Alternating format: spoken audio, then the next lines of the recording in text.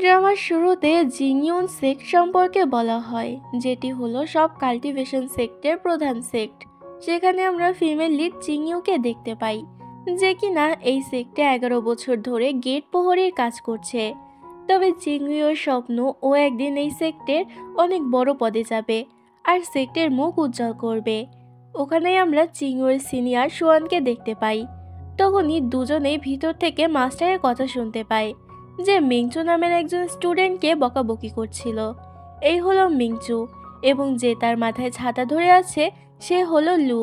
Master মিংচুকে বলে, তুমি আমার প্রিয় শিষ্য ছিলে, তোমাকেই পরবর্তী মাস্টার বানাতে চেয়েছিলাম, কিন্তু তুমি শেষে কিনা এক ডেমন মেয়ের প্রেমে পড়লে। এক্ষুনি এসব কিছুর জন্য ক্ষমা চাও। তবে মিংচু বলে, আমি কোনো ভুল করিনি, তাই ক্ষমা চাইতে পারবো না। এতে মাস্টার রেগে মিংচুকে আঘাত করে।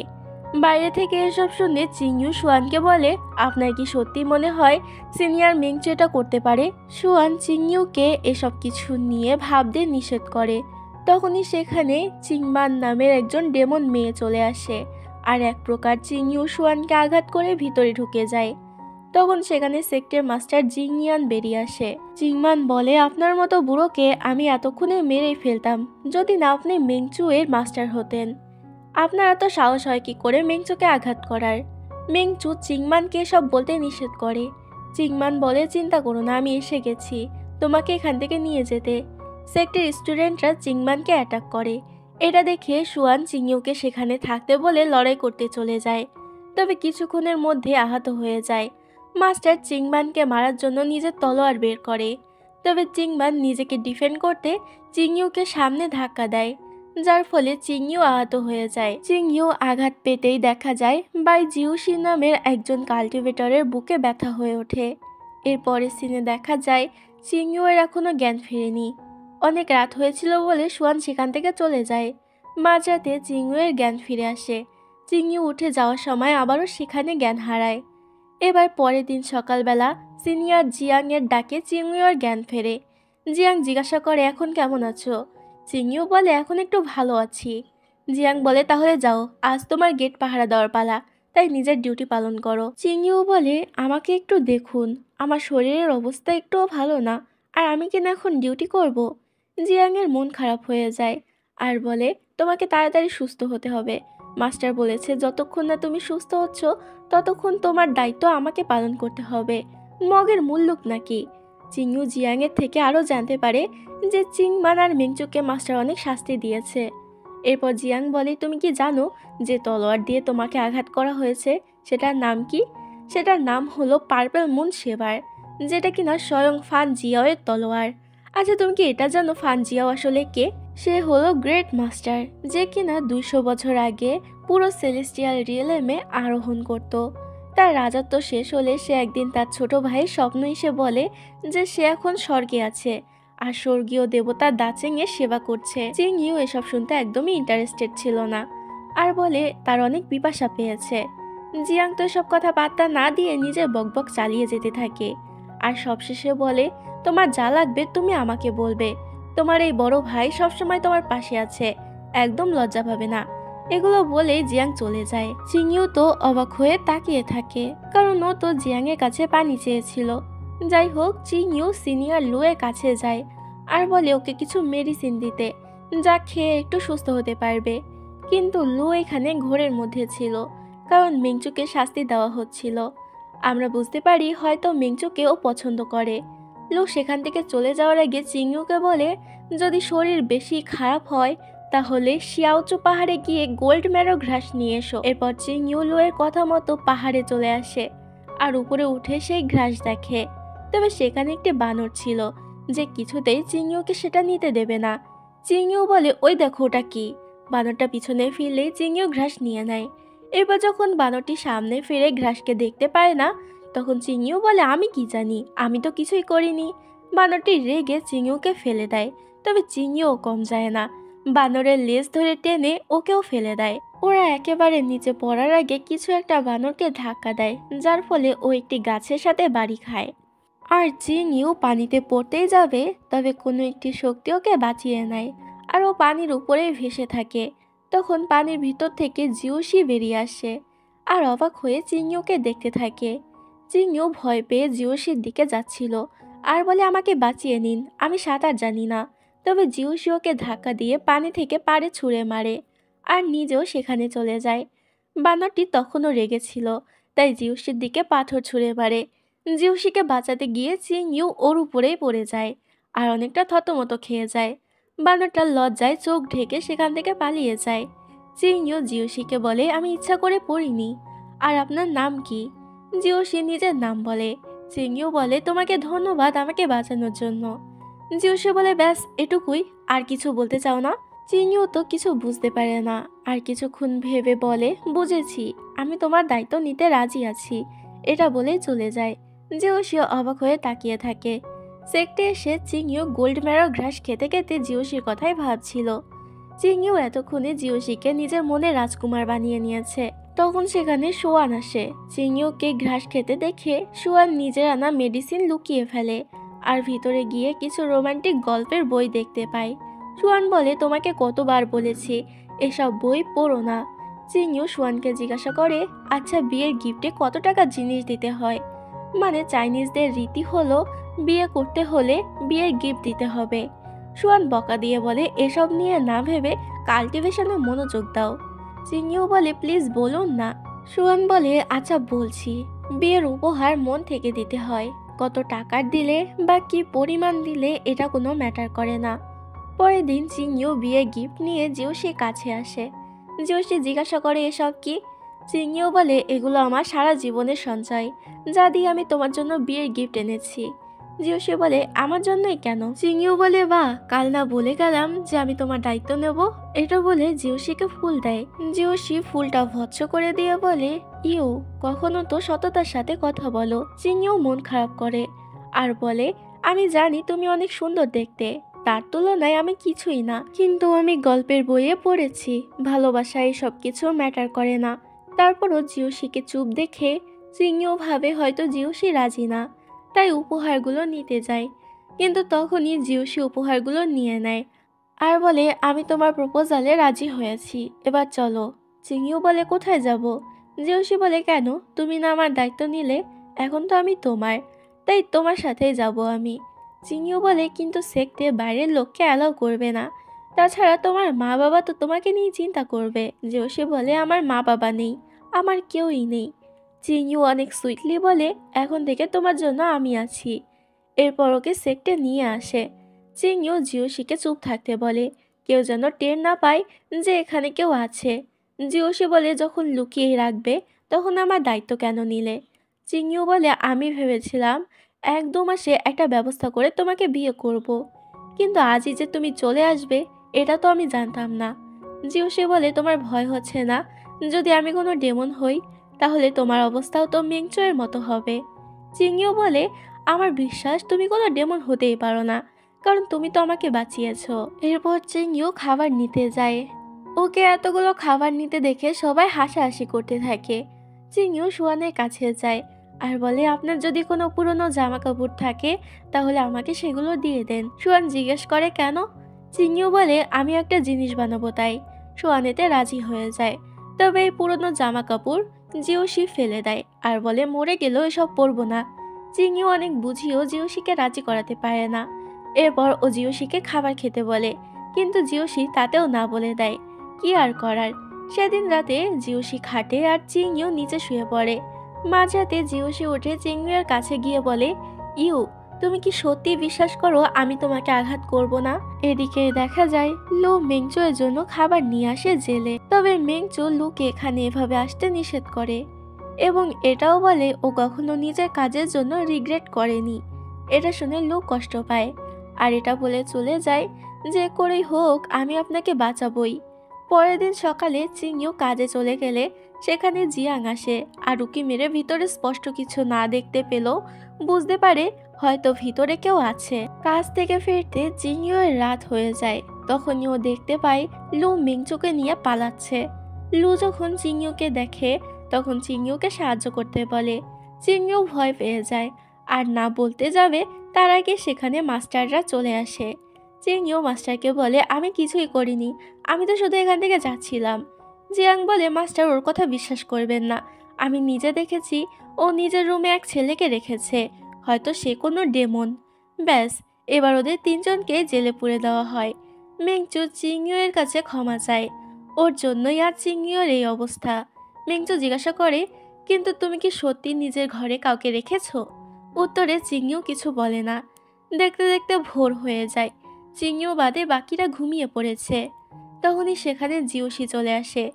এদিকে আমাদেরকে সাঙ্গুয়ান নামের একজন স্টুডেন্টকে দেখানো হয়, যে মাস্টারকে বলে চিংইউর রুম তল্লাশি নেওয়ার পর এটা পরিষ্কার যে সেখানে কেউ ছিল। মাস্টার বলে, যেই থাকুক না কেন তাকে তাড়াতাড়ি খুঁজে বের করো। এতে সাঙ্গুয়ান আর জিয়াং সেখান থেকে চলে যায়। সুয়ানকে মাস্টার বলে, 3 বছর হয়েছে তুমি সাধারণ প্রহরীর কাজ করছো, এখন তোমার কামব্যাক করা উচিত। তবে সুয়ান তখন চিংইউর কথা ভাবে এবং মাস্টারকে নিষেধ করে আর বলে, 3 বছর আগে আমি আমার সবকিছু ডিস্ট্রয় করে ফেলেছি, তাই এখন আর কামব্যাক করে আপনাদের সমস্যা বাড়তে চাই না। এদিকে জিওশিকে এখানে দেখে চিংইউ বলে, এক্ষুনি আমার সাথে চলো, সবার কাছে প্রমাণ করতে হবে তুমি কোনো ডেমন না। আবার মন খারাপ করে বলে, তারপরও আমাদের ভালোবাসা কেউ মেনে নেবে না। জিওশি বলে, আর আমি যদি কোনো ডেমন হই তখন কি হবে? চিংইউ বলে, মানে? জিওশি বলে, সেটা তোমার আমাকে প্রপোজ করার আগে ভাবা উচিত ছিল। চিংইউ জিজ্ঞাসা করে, তার মানে তুমি ইনলিন সেক্টর একজন ডেমন? জিওশি হ্যাঁ বলে। এতে চিংইউর মুখ বন্ধ হয়ে যায়। চিংইউ জিওশিকে বলে, আমাদের মধ্যে কিছু হওয়া সম্ভব না, তুমি চলে যাও। জিওশি বলে, তুমি সত্যিই চাও যে আমি এখান থেকে চলে যাই? চিংইউ হ্যাঁ বলে। জিওশিতে মন খারাপ করে চলে যায়, আর চিংইউর অনেকটা কষ্ট হয়। এরপর চিংইউকে মাস্টারের কাছে নেওয়া হয়। এখানে মাস্টার চিংইউর উপরে অনেক রাগ দেখায় আর বলে, তুমি যাকে লুকিয়ে রেখেছিলে তার পরিচয় কি? সে কোন সেক্ট থেকে বিলং করে? চিংইউ বলে, আসলে সে আমাকে বাঁচিয়েছিল, তাই আমি তাকে এখানে নিয়ে এসেছি। চিংইউ সত্যিটা বলে দেয় যে সে একজন ইনলিন সেক্টের ডেমন। এটা শুনে মাস্টারের মাথা তো পুরোই নষ্ট হয়ে যায় এবং জিজ্ঞাসা করে তার নাম কি। চিংইউ বলে, তার নাম হচ্ছে জিওশি। এটা শুনে সব মাস্টাররা অবাক হয়ে যায়। মাস্টার বলে, তোমার সাহস হয় কি করে এত বড় মিথ্যা বলার? জিওশি, এটা তো স্বর্গীয় দেবতা দাচেং এর নাম। চিংইউ বলে, আমি মিথ্যা বলিনি, কিন্তু মাস্টাররা এটা বিশ্বাস করে না, আর এত বড় মিথ্যা বলার জন্য ওকে পানিশমেন্ট দিতে বলে। জিয়াং তো এদিকে সবার সাথে চিংইউকে নিয়ে মজা করছিল যে কত বড় মিথ্যাবাদী। চিংইউ বলে কিনা ওর মতো একটা লো ক্লাস স্টুডেন্টের সাথে নাকি স্বর্গীয় দেবতা দাচেং থাকতে এসেছিল। সুয়ান চিংইউকে বাঁচাতে যেতে চায়, তবে সাংগুয়ান ওকে যেতে দেয় না, কারণ এটা মাস্টারের আদেশ। এদিকে চিংইউকে পানিশমেন্ট দেওয়ার জন্য নিয়ে আসা হয়েছিল। মাস্টার ওকে চিরজীবনের জন্য সেক্ট থেকে বহিষ্কার করে দেয়। চিংইউ বলে, এটা তো অন্যায়, সিনিয়র মেংচুকে তো এখনো কিছুই করা হয়নি, তাহলে আমাকে কেন এত বড় শাস্তি দেওয়া হচ্ছে? মাস্টার বলে, কারণ সে তোমার মতো এত বড় মিথ্যা বলেনি। এটা বলে মাস্টার চিংইউকে পানিশমেন্ট দিতে থাকে। চিংইউ কষ্টে চিৎকার করে ওঠে। তখনই জিউশি এসে ওকে বাঁচিয়ে নেয়। চিংইউ বলে, তুমি কেন এখানে আসতে গেলে? এটা বলেই জ্ঞান হারায়। মাস্টার বলে, আচ্ছা তাহলে তুমিই সেই ডেমন। এটা বলেই অ্যাটাক করে, তবে জিওশির সাথে পারে না। তখনই সেখানে সবার বড় মাস্টার উই চলে আসে। মাস্টার জিংয়ান বলে, আপনি হঠাৎ এখানে? মাস্টার উই বলে, যদি না আসতাম তাহলে তো অঘটন আজ একটা ঘটেই যেত। এটা বলে জিওশিকে গ্রিটিং করে আর লর্ড দাচেং বলে ডাকে। সবাই অবাক হয়ে যায় আর বুঝতে পারে তার মানে চিংইউ সত্যিই বলেছিল। মাস্টার উই জিজ্ঞাসা করে, আপনি এখানে হঠাৎ কেন এসেছেন? উত্তরে জিওশি জানায়, আমার স্পিরিচুয়াল পার্টনারকে নিতে। এরপর যখনই চিংইউর জ্ঞান ফিরে দেখতে পাই সেক্টের সবাই ওর সাথে অনেক ভালো আচরণ করছে, তখন জিয়াং সেখানে আসে আর চিংইউকে অনেক আদর করতে থাকে, এমনকি চাও সার্ভ করে দেয়। জিয়াংয়ের কর্মকাণ্ড দেখে সাংগুয়ান আর সুয়ান তো পুরোই অবাক। এবার মাস্টার চিংইউকে ডেকে পাঠায়। চিংইউ সবাইকে গ্রিট করে। তখনই সেখানে জিওশিকে দেখে অবাক হয়ে যায়। মাস্টার বলে, তুমি লর্ড ডাচেংকে কেন গ্রিট করলে না? চিংইউ অবাক হয়ে যায় আর ভাবে তাহলে সত্যি স্বর্গের দেবতা। মাস্টার জিওশিকে জিজ্ঞাসা করে, আপনি শিওর তো যে চিংইউই সেই মেয়ে? জিওশি বলে, হ্যাঁ। মাস্টার তখন বলে, আপনি একদম ঠিক মেয়েকে চয়েস করেছেন। এটা বলে সে চিংইউর অনেক প্রশংসা করতে থাকে, যেটা শুনে চিংইউ তো পুরোই অবাক যে আজ সূর্য কোন দিক থেকে উঠল। সবশেষে মাস্টার বলে, চিংইউ তো আমাদের সেক্টর 3000 স্টুডেন্টের রোল মডেল, এবং আইডল। চিংইও এটা শুনে হাসি আটকে রাখতে পারে না আর বলে, সত্যি? মাস্টার উই বলে, লর্ড, তো আপনি বিয়ে কবে করবেন বলে ঠিক করেছেন? জিওশি বলে, আমি তো চিংইওর দেওয়া উপহার গ্রহণ করেছি, এখন বাকিটা আপনারাই ঠিক করুন যে কবে বিয়ে দেবেন। চিংইও তো কিছুই বুঝতে পারে না, বেশি কিছু জিজ্ঞেস করবে তার আগে জিওশি চলে যায়। এরপর আমরা একটা পাখিকে সেক্টর আশেপাশে ঘুরতে দেখি। সুয়ান চিংইওকে জিজ্ঞাসা করে, তুমি কি সত্যি জিওশিকে পছন্দ করো? চিংইও বলে, তাকে অপছন্দ করার কোনো কারণই নেই। এটা শুনে সুয়ান অনেকটা কষ্ট পায়। পরের দিন থেকে সবাই মিলে চিংইওকে একদম রাজরানীর মতো ট্রিট করতে থাকে। চিংইও এসব দেখে থতমত খেয়ে যায়। এরপর চিংইওর সাথে ওর মাস্টার চিংইয়ান দেখা করতে আসে। মূলত এখানে সবারই আলাদা আলাদা মাস্টার থাকে, তবে মাস্টার চিংইয়ান একটু বেপরোয়া আর ঠোঁটকাটা স্বভাবের। সে চিংইওকে জিজ্ঞাসা করে, তুমি কি এই বিয়েতে রাজি? চিংইও বলে, অবশেষে কেউ তো জিজ্ঞাসা করলো আমি কি চাই। চিংইও বলে, আসলে আমি এটা নিয়ে ভয় পাচ্ছি, সে তো একজন স্বর্গের দেবতা আর আমি শুধু একজন সাধারণ শিষ্য, আমি কি তার যোগ্য হতে পারবো? মাস্টার ওকে এসব নিয়ে চিন্তা করতে নিষেধ করে আর বলে, এমনিতেও তোমার মধ্যে কোনো ট্যালেন্ট নেই, তারপরও যখন লর্ড তোমাকে চুজ করেছে তাহলে নিশ্চয়ই কোনো কারণ আছে, তাই যা করবে ভেবে চিন্তে করো। এদিকে সেই পাখি সোজা স্বর্গে জিউসির কাছে আসে। আসলে জিউসি ওকে চিংইওর উপরে নজর রাখতে পাঠিয়েছিল। পরে দেখা যায় চিংইও সেই জায়গায় এসে জিউসিকে ডাকতে থাকে। জিউসিও হাজির হয়ে যায়। চিংইও জিজ্ঞাসা করে, আচ্ছা তুমি আমাকেই কেন নিজের স্পিরিচুয়াল পার্টনার হিসেবে চয়েস করলে? জিউসি বলে, কারণ তোমাকে যোগ্য মনে হয়েছে তাই। চিংইও বলে, এর মানে তুমিও আমাকে পছন্দ করো? জিউসি কোনো উত্তর দিতে পারে না আর বলে, আমি তোমার বিয়ের উপহার গ্রহণ করেছি তাই আমি তোমাকে বিয়ে করছি। চিংইও জিজ্ঞাসা করে, তো বিয়ের উপহার গ্রহণ কেন করেছিলে? জিউসি বলে, কারণ তুমি ওগুলো আমাকে দিয়েছিলে। চিংইও বলে, এর মানে তুমিও আমাকে পছন্দ করো? অবস্থা বেগতিক দেখে জিউসি পালিয়ে যায়। চিংইও চিৎকার করে বলতে থাকে, আমি বুঝতে পেরেছি তুমিও আমাকে পছন্দ করো, আমি সবটুকু দিয়ে চেষ্টা করব তোমার যোগ্য হয়ে ওঠার। এদিকে সুয়ানের মন খারাপ ছিল।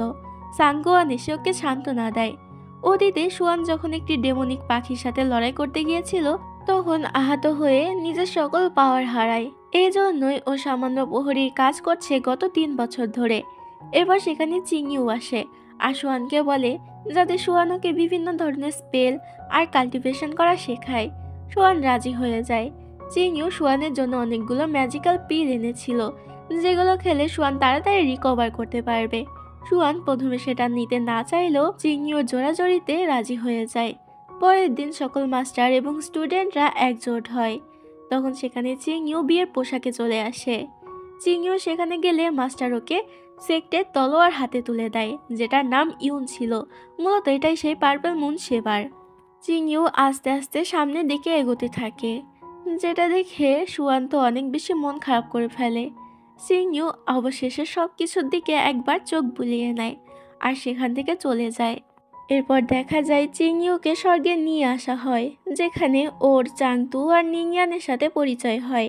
চাংতু হলো জিওশির সার্ভেন্ট আর নিংয়ানকে চিংইওর দাসী হিসেবে নিয়োগ দেওয়া হয়েছে। চিংইও প্রথমেই জিজ্ঞেস করে জিওশি কোথায়। চাংতু বলে, আসলে লর্ড তো এখানে না, বরং মেইন প্যালেসে থাকে। সে আজ এখানে আসতে পারবে না কারণ তার জরুরি কাজ আছে। তবে চিংইও কিছুতেই মানবে না আর চাংতুকে তাড়াতাড়ি জিওশিকে ডেকে আনতে বলে।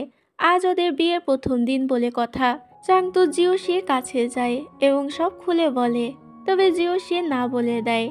তখন অতীতের কথাও মনে করতে থাকে, যেখানে আমরা দেখতে পাই জিওশি ডিভাইন লর্ড ইউকে বলে, তুমি সেলেস্টিয়াল আর্টিফ্যাক্ট নষ্ট করেছো, বিভিন্ন গুরুত্বপূর্ণ জায়গা নষ্ট করেছো, এরপরও কি তুমি নিজের ভুল স্বীকার করবে না? ইউ বলে, আমার জীবনের সব থেকে বড় ভুল তো তুমি। এটা বলে আত্মহত্যা করে নেয়। জিওশি ওকে বাঁচানোর চেষ্টা করে কিন্তু পারে না। এবার এই ইউ কিন্তু চিংইওর মতো দেখতে ছিল। এদিকে চিংইও তো এখনও জিওশির জন্য অপেক্ষা করছিল, তবে জিওশি আসে না। চিংইওর অনেকটা খিদে পায়, তাই নিংয়ান ওকে কিছু ফল এনে দেয়। ফলগুলো অনেক টেস্টি ছিল। নিংয়ান বলে, আমি জিয়ানমো গাছের স্প্রিট আর এগুলো আমারই ফল। এটা বলে নিংয়ান নিজের গাছ রূপে চলে আসে, যেটা দেখে চিংইও অবাক হয়ে যায়। এতক্ষণ হয়ে গেলেও জিওশি না আসায় চিংইও সিদ্ধান্ত নেয় নিজেই জিওশির কাছে যাবে। নিংয়ান তাকে আটকায় আর বলে, ওখানে যাওয়া এত সোজা না। নিংয়ানোকে তিয়ানমো টাওয়ার দেখায় আর বলে ওখানে যেতে হলে বিশাল জঙ্গল পার হতে হবে, কিন্তু আপনি তো উঠতেই পারেন না, তাহলে আপনি কি করে যাবেন? তারপরও চিংড়িও জেদ করে আর বলে দরকার হয় ও হেঁটে জঙ্গল পার করবে। এবার ও নিংয়ানের শেকড় বেয়ে নিচে নামে। এই জঙ্গল পার হতে কমপক্ষে 10 দিন তো লাগবেই। চিংড়িও যেতে থাকে। এরপর ডেমনদের স্টোন ফরেস্টে পৌঁছায়। তখনই সেখানে 3 ডেমন ভাই চলে আসে, যারা কিছুতেই নিজেদের চোখ খুলছিল না। চিংড়ি এর কারণ জিজ্ঞেস করলে ওরা বলে ওরা অনেক বছর আগে এখানে এক মহিলা এসেছিল। সে আমাদের সাথে একটা বাজি ধরে, যে আগে চোখ খুলবে সেই বাজি হেরে যাবে। চিংড়িও জিজ্ঞাসা করে তো সেই মহিলা কোথায়? ওরা বলে মহিলাটি নাকি বাড়ি চলে গিয়েছে এবং এটাও বলে গিয়েছে যদি মহিলাটি নিজের চোখ খুলে ফেলে তাহলে আবারও ফিরে আসবে এবং আমাদেরকে জানাবে আর হার স্বীকার করবে। এদের এই কথা শুনে চিংড়িও বুঝে যায় এরা কত বড় লেভেলের বলদ গরু। তবে এই 3 ভাই আবার মেয়েদেরকে সহ্য করতে পারে না, বিশেষ করে তাদেরকে টার্গেট করে যারা উঠতে পারে না। চিংড়িও বলে আমি লর্ড ডাচেং এর বউ, তোমরা আমাকে কিছু করতে পারবে না। ওরা বলে তাহলে তো তোমাকে মরতেই হবে। এটা বলে চিংড়িওকে আঘাত করে, যার ফলে চিংড়িও জ্ঞান হারায়। 3 ভাই বুঝে যায় যে জিওশি এখানে আসছে, তাই তাড়াতাড়ি লুকিয়ে পড়ে। এরপর সেখানে কেউ একজন আসে। চিংড়িও এর জ্ঞান ফিরলে দেখতে পায় ও এখন অন্য এক জায়গায় আছে। এদিকে আমরা রাজসভার সিন দেখি, যেখানে পুইওয়ান জিওশিকে বলে সিংনানকে জেল থেকে ছাড়া একদমই উচিত হয়নি। যদি সে আবার নির্দিষ্ট স্কেলে ক্ষতি করার চেষ্টা করে তাহলে কি হবে? ইয়ংশু পুইওয়ানকে ফাও চিন্তা করতে নিষেধ করে আর বলে লর্ড ভেবেচিন্তে সিদ্ধান্ত নিয়েছে। তখনই সেখানে চিংড়িও চলে আসে। সবাই চিংড়িওকে দেখে অবাক হয়ে যায়, কারণ তারা এই প্রথমেই মেয়েকে এখানে দেখছে এবং সবাই এটাও বলে বিনা অনুমতিতে এখানে ঢোকার কারণে ওকে শাস্তি দেওয়া হবে। চিংড়িও মন খারাপ করে চলে যাচ্ছিল, তবে জিওশি টেনে ওকে নিজের কাছে নিয়ে আসে এবং সবার সাথে পরিচয় করিয়ে দেয় এটা হচ্ছে আমার বউ। এটা শুনে সবাই তো অবাক হয়ে যায় এবং চিংড়িও অনেকটা খুশি হয়ে যায়। এরপর ওরা রুমে আসে। জিওশি জিজ্ঞাসা করে তুমি এখানে কেন এসেছো? চিংড়িও তখন তাড়াহুড়ো করে ব্যাগ থেকে একটি জামা বের করে, যেটা ও নিজে পছন্দ করে জিওশির জন্য কিনেছিল। তবে জিওশি বলে আমি মানুষদের জামা কাপড় পরি না। চিংড়িও আবার কিছু ফল বের করে, যেটা ও শিয়াওজিও পাহাড় থেকে এনেছিল, কেননা এই ফল জিওশি অনেক পছন্দ করত। জিওশির মনে পড়ে যায় অতীতের কথা, যেখানে ইউওকে গাছ থেকে ওর এই প্রিয় ফল পেড়ে দেয়। জিওশি রেগে চিংড়ির হাত ধরে টান দেয় আর বলে তুমি পুরনো কথা তুলে আবারও আমাকে ফাঁসানোর চেষ্টা করছো। চিংড়িও বলে এসব আপনি কি বলছেন? জিওশি নিজেকে শান্ত করে আর বলে তুমি কি শুধু এগুলো দিতে এখানে এসেছিলে? চিংড়িও বলে না, আমি এখানে এসেছি বিয়ের প্রথম রাত তোমার সাথে কাটাতে। জিওশি ওকে নিজের কাছে টেনে নেয় আর বলে তো চলো শুরু করা যাক। যখনই চিংড়িওকে কিস করতেই যাবে তখনই চিংড়িও ওকে থামিয়ে দেয় আর জিজ্ঞাসা করে তুমি আগে এটা বলো তুমি আমার প্রেমে কখন পড়লে? জিওশি বিরক্ত হয়ে বলে এটা কি এখন জরুরি ছিল? চিংড়িও বলে হ্যাঁ, কারণ আমি তোমাকে ভালোবাসি। জিওশিকে চুপ দেখে চিংড়িও বলে আচ্ছা চলো তাহলে শুরু করা যাক, কিন্তু জিওশি ওকে অজ্ঞান করে দেয়। এরপর যখন চিংড়ির জ্ঞান ফেরে তখন চাংতু ওর জন্য খাবার নিয়ে আসে আর বলে আপনাকে আপনার মহলে ফিরে যেতে বলেছে লর্ড। চিংড়িও যেতে চাচ্ছিল না, তবে চাংতু বলে এটা লর্ডের আদেশ। এরপর চাংতু জিওশিকে গিয়ে ফানজিওয়ের বিয়ের নিমন্ত্রণ পত্র দেয়। তবে জিওশি বলে সে প্রত্যেক বছরই নতুন নতুন বিয়ে করে, তাই এটাকে এত সিরিয়াসলি নেওয়ার দরকার নেই। এদিকে চিংড়িও একাই জঙ্গল দিয়ে ফেরত যাচ্ছিল, তবে আবারও রাস্তা হারিয়ে ফেলে। তখন সেখানে একটি মেয়েকে দেখে যে অনেক ভয় পেয়েছিল। চিংড়িও জিজ্ঞাসা করে তুমি ভয় কেন পাচ্ছ? মেয়েটি কিছু না বলেই পালিয়ে যায়। তখন সেখানে বিয়ের পালকি সহ বরযাত্রী চলে আসে। এটা হচ্ছে ফানজিয়াও, যার আজ বিয়ে, তবে বউ পালিয়েছে। এখন চিংড়িওকে দেখে সবাই মনে করে হয়তো চিংড়িও সেই বউ। চিংড়িও বলে না না আমি সে নই, সে তো এদিক দিয়ে পালিয়েছে। তবে কেউ এটা বিশ্বাস করে না আর ওকে জোর করে পালকিতে তুলে নেয়। প্রাসাদে নিয়ে ওকে জোর করে বউ সাজানো হয়। ফানজিয়াও বলে আমি তোমার পরিবারকে অনেক টাকা দিয়েছি, তাছাড়া আমি তো তোমাকে বলেইছি যে তোমার অনেক খেয়াল রাখবো। এরপর ওরা সবাই মিলে জোর করে চিংড়িওকে দিয়ে বিয়ের রিচুয়াল করাতে থাকে। বিয়ে সম্পূর্ণ হতেই যাবে তার আগে সেখানে জিওশি চলে আসে। জিওশিকে দেখে চিংড়িও ওকে জড়িয়ে ধরে কান্না করে দেয়। ফানজিয়াও যখন বুঝতে পারে যে ও কত বড় ভুল করে ফেলেছে তখন তাড়াতাড়ি জিওশির কাছে ক্ষমা চায় আর বলে আপনি যদি চান তাহলে ম্যাডামের কাছেও আমি ক্ষমা চাবো। তবে জিওশির মনে হচ্ছিল চিংইও এসব ইচ্ছা করেই করেছে। এদিকে জাংতু চিংইওকে জানায় জো এখন থেকে এই প্যালেসে থাকতে পারবে, যেটা শুনে চিংইও অনেক খুশি হয়ে যায়। জাংতু ওকে ইয়ান ইউ হলে নিয়ে যায়, যেখানে ওর থাকার ব্যবস্থা করা হয়েছে। চিংইও ঘুরে ঘুরে সব দেখতে থাকে। তবে আলমারি খুলতেই তংজিন নামে একটি ছেলেকে দেখতে পায়। তংজিন বলে আমাকে একটা গল্প শোনাও তো। চিংইও না বলে দেয়। তংজিন বলে ঠিক আছে, তাহলে আমি একটি গল্প বলি। একদা এক সাধারণ মেয়ে ছিল, যে কিনা স্বর্গের দেবতাকে পটিয়ে তাকে বিয়ে করে নেয়। এরপর চলচাতুরি করে তার প্যালেসে থাকতেও শুরু করে। এবার এটা তো চিংইওর নিজের গল্প ছিল, তাই ও বিরক্ত হয়ে কান চেপে ধরে। তংজিন বলে আরে শোনো তো। তারপর কি হয়, যখন ওই মেয়ে ইয়ান ইউ হলে থাকতে আসে, তখন তংজিন নামে একটি বাচ্চা ছেলে ওর মাথা চিবিয়ে খেয়ে নেয়। এটা বলার সাথে সাথে তংজিন হা করে নেয়। তবে চিংইওর কোনো ক্ষতি করার আগে নিংয়ান এসে তাকে বাঁচিয়ে নেয় আর বলে ও একটা ছোট্ট ডেমন, ওকে ভয় পাওয়ার দরকার নেই। এরপর চিংইও জিওশির সাথে দেখা করার জন্য যায়। তবে গেট প্রহরীদের মধ্যে এটা নিয়ে ঝগড়া বেঁধে যায় যে কে চিংইওকে ভিতরে নিয়ে যাবে। দেখতে দেখতে ভোর হয়ে যায়, তবে ওদের ঝগড়া আর থামে না, যেটা দেখে চিংইও হতাশ হয়ে চলে আসে আর মন খারাপ করে বসে থাকে। কিছুতেই সময় কাটছিল না, তাই গল্পের বই পড়তে শুরু করে। এরপর দেখা যায় চিংইও চিঠি লিখে পাঠিয়েছিল, যেখানে অনেক রোমান্টিক কথা লেখা ছিল। এটা দেখে সভাসদরা হাসতে থাকে।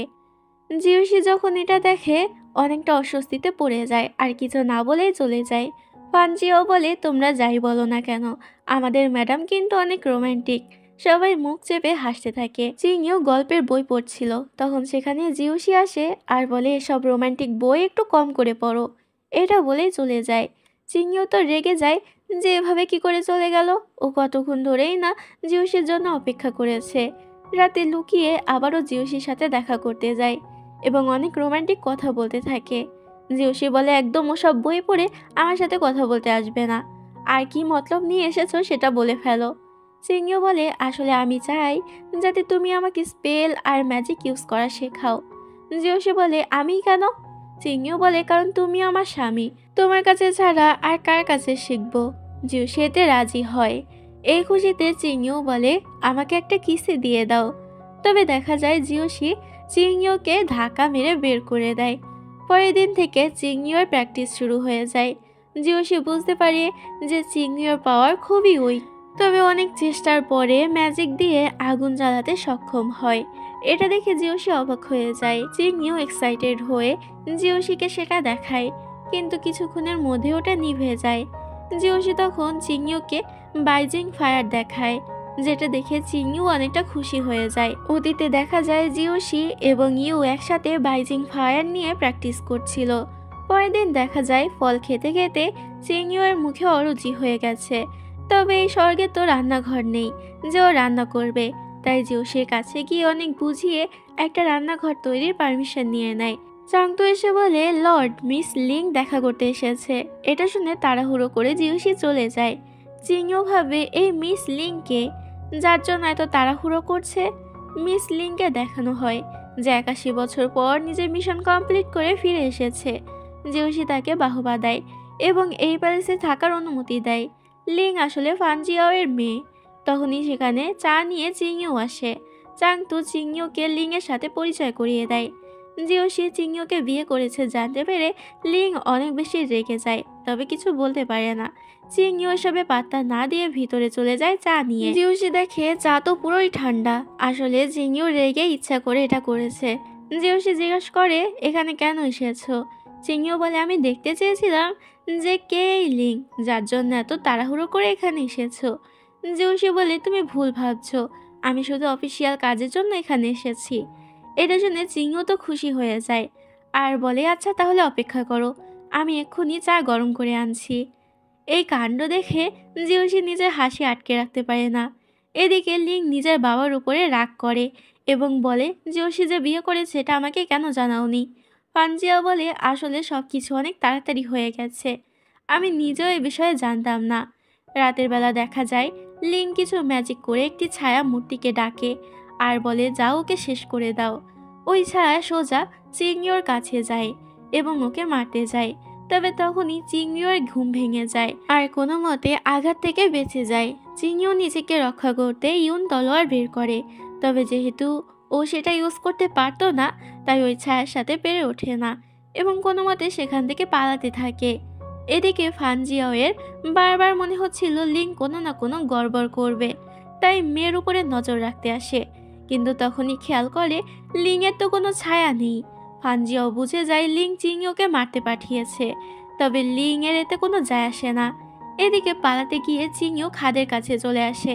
ছায়াটি ওকে অ্যাটাক করলে চিংইউ নিচে সিক্রেট পুলে পড়ে যায়, যেখানে পুল থেকে একটি হোয়াইট স্নেক বেরিয়ে আসে এবং অবাক হয়ে চিংইউর দিকে তাকিয়ে থাকে। তবে বেশি কিছু হবে তার আগে সেখানে জিউসি চলে আসে এবং তাড়াতাড়ি সাপটিকে আবারও পানির ভিতরে ঢুকিয়ে দেয়।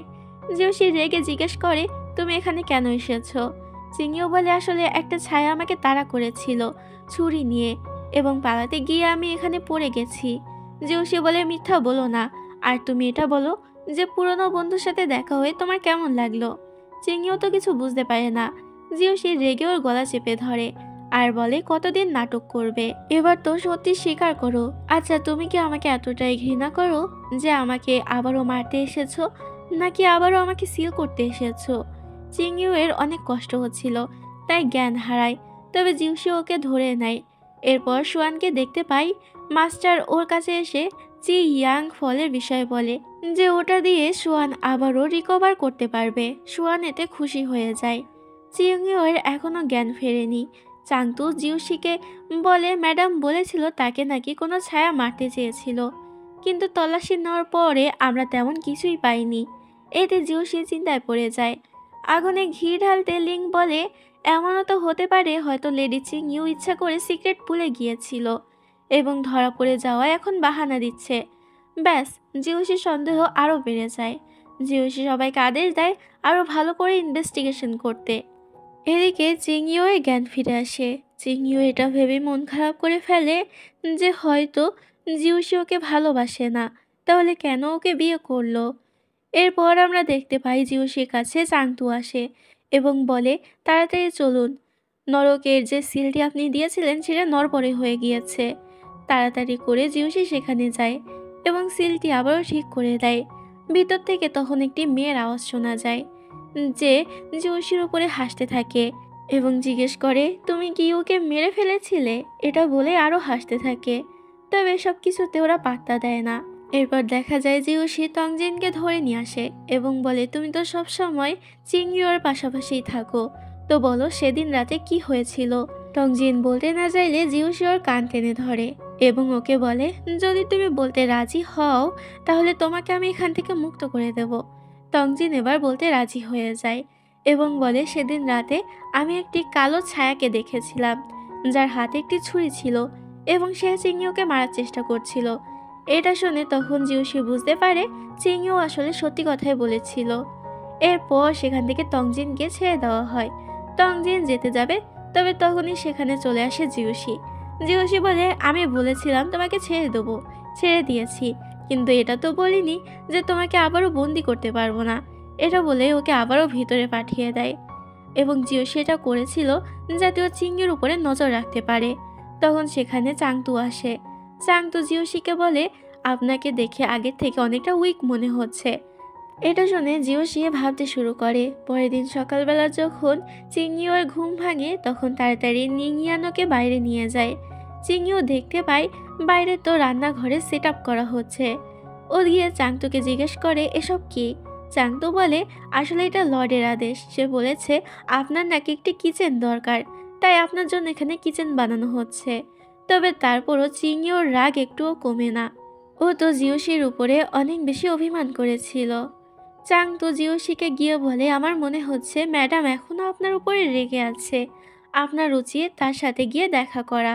রাতের বেলা চিংইউ আসে তংজিনের সাথে কথা বলতে এবং ওকে একটি গল্প শোনাতে বলে। তংজিন তখন গল্প শোনাতে থাকে এবং বলে, একদা একটি মেয়ে ছিল এবং সে চাংহাই হলে একজন স্বর্গীয় দেবতাকে বিয়ে করেছিল। তবে তার স্বামী তাকে একটি মাউন্টেনে ফেলে দিয়ে আসে এবং কখনোই তার সাথে দেখা করতে যায় না। মেয়েটি অনেক বাধা বিপত্তি পেরিয়ে তার স্বামীর সাথে দেখা করতে যায় এবং তার স্বামীর অনেকটা কাছেই চলে যায়। তবে আবারও বাধা চলে আসে, কিন্তু তার স্বামী তার সাথে দেখা করতে আসে না। মেয়েটি এতটাই আহত ছিল, মনে হচ্ছিল সে হয়তো আর বাঁচবে না।